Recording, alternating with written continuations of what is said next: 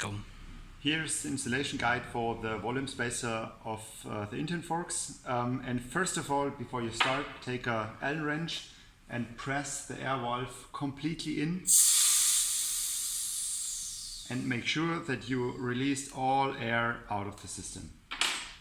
Then take a 13mm socket wrench and open the cap on the bottom.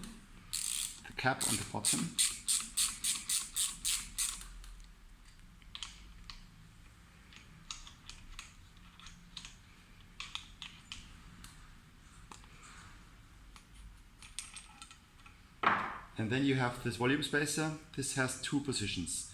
Of course, without this Volumespacer, you have the lowest progression setting, and there is one hole inside. If the hole looks to the air spring side, that's the mid progression setting, and if the hole looks to the cap, it's the maximum progression setting. So thread it in properly.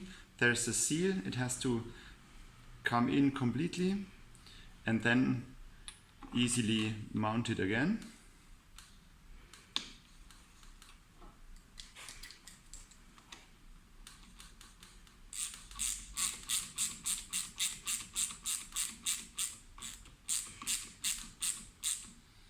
That's all, and now of course add all the air again, and then it's done. And the differences are shown here in the graphs.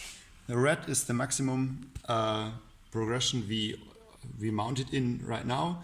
Blue is the mid one, and green is the lowest progression setting without any Volumespacers.